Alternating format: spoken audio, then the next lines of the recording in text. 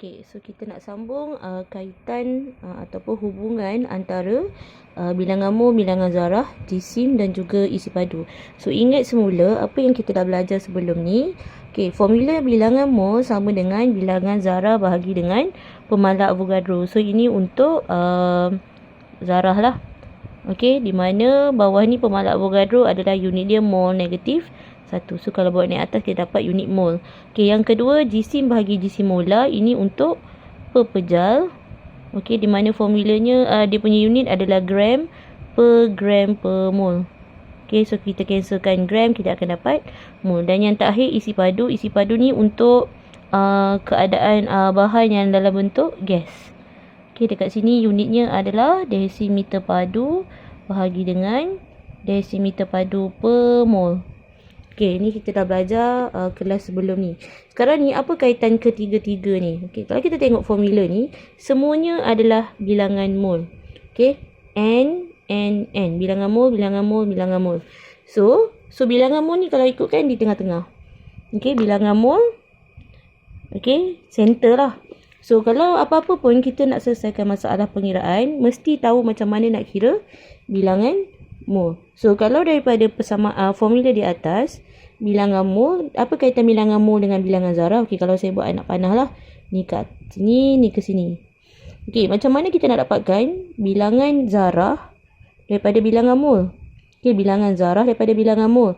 So, kalau kita nak dapatkan bilangan zarah daripada bilangan mol, kita kena darab dengan pemalar Avogadro. So, ini kena darab dengan pemalar Avogadro. Manakala daripada bilangan zarah nak pergi bilangan mol, kita bahagi dengan pemalar Avogadro. Okey, kalau daripada jisim nak pergi pada bilangan mol dan bilangan mol nak pergi pada jisim. Okey, kalau kita ada bilangan mol nak dapatkan jisim, maksudnya kita kena darab dengan jisim molar.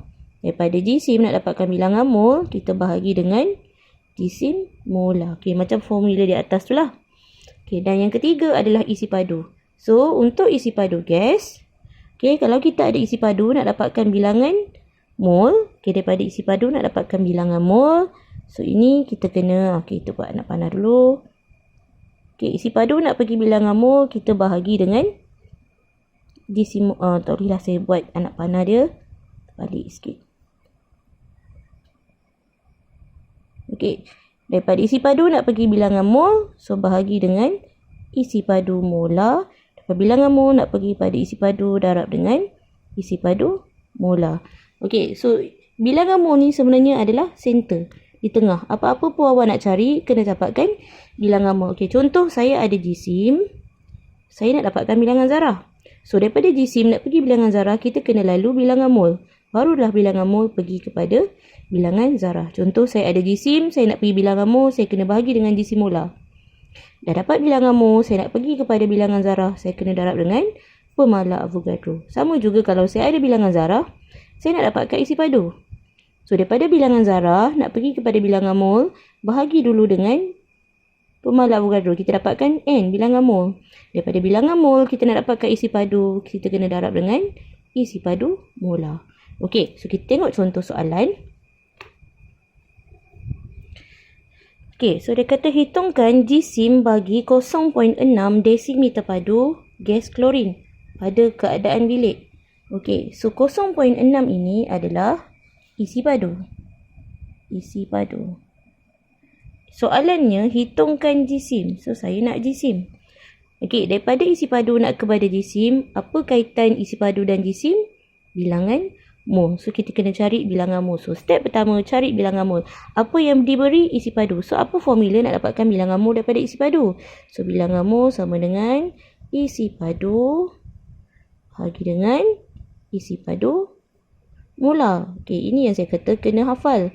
Kalau awak tak hafal formula ni, awak takkan dapat selesaikan masalah. So, apa isi padu dia? 0.6 desimeter padu. So, 0.6 desimeter padu bahagi isi padu molar pada keadaan bilik. Okey, ini jangan risau. Biasa dia akan bagi dalam soalan. Bahagi dengan 24 desimeter padu per mol.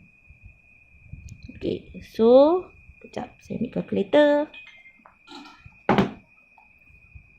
0.6 bahagi dengan 24. So, 0.6 bahagi 24.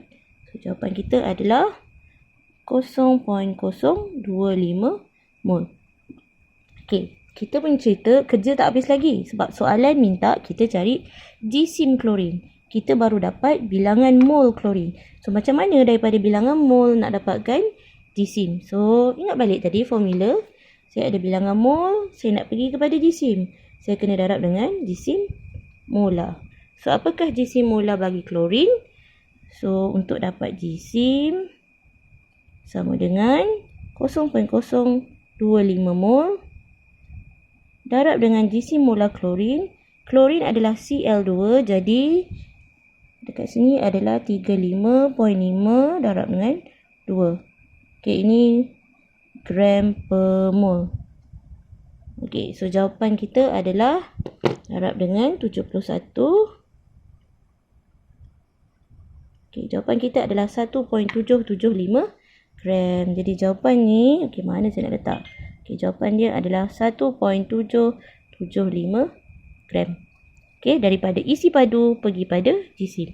Apa kaitan dia? Bilangan mol. Okey, saya bagi contoh satu lagi. Hitungkan bilangan molekul yang terdapat dalam 16 gram gas oksigen. So, 16 gram gas oksigen ini adalah jisim.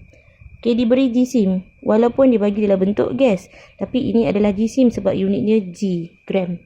Okey, so hitungkan bilangan molekul. Bilangan molekul ini adalah zarah. Jadi, kena ada kaitan antara jisim dan bilangan zarah. So, macam tadi, cari dulu bilangan mol. Bilangan molnya jisim 16 gram bahagi isi padu molar bagi oksigen. Okey, oksigen adalah 16, dah terpadam 16. So, kalau oksigen O2 maksudnya 32 lah, 16 kali 2. Sorry, 32. 32 gram per mol. Okey, so jawapannya adalah 0.5. Okey, 16 bahagi dengan 32. Okey, 0.5 mol. 0.5 mol. Okey, ini baru separuh jalan. Soalan bukan minta bilangan mol, soalan minta bilangan molekul. So, macam mana daripada bilangan mol nak pergi pada bilangan molekul? So, bilangan mol kepada bilangan molekul kena darab dengan pemalar Avogadro. So, apa pemalar Avogadro? 6.02 kali 10 kuasa 23. Jadi, bilangan molekul adalah 0.5 mol darab dengan 6.02 kali 10 kuasa 23 mol negatif 1. So, mol dengan mol ni habislah unit dia. So, kita akan dapat 3.01 kali 10 kuasa 23 molekul. Okey, tak letak molekul pun tak apa sebab kat sini dah ada bilangan molekul. So, itu kaitan dia antara bilangan molekul, bilangan mol, bilangan zarah, bilangan jisim dan juga isi padu. Okey, ada satu formula, cara nak hafal formula ni. Okey, selain kalau saya suka tulis yang ni. Saya tak suka yang ni sebab takut tersilap dia punya anak panah. Tapi ada satu cara nak hafal. Okey, nama dia pokok Najib Bizi. Okey, so kita buat dulu segitiga macam ni. 1 2 3. Okey, dekat tengah ni awak bahagi. Okey, kita anggaplah dia ada batang kayu kan. Okey, Najib Bizi. Najib N-A-J-I-B-Z.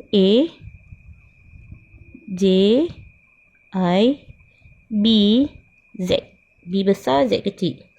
Okey, Najib. And then, yang dekat tepi ni kita tulis semua dengan N. Okey. Na dekat sini sebenarnya adalah bilangan pemalar Avogadro. So, bilangan mol sama dengan bilangan zarah bagi pemalar Avogadro. Okey, yang ini bilangan mol sama dengan isi padu bahagi isi padu molar. Okey, yang ini bilangan mol adalah jisim bahagi jisim molar. Okey, so Najib Bizi. Na Z kecil. Maksudnya bilangan zarah. Okey, yang kat tepi ni semua tulis N. N adalah bilangan mol.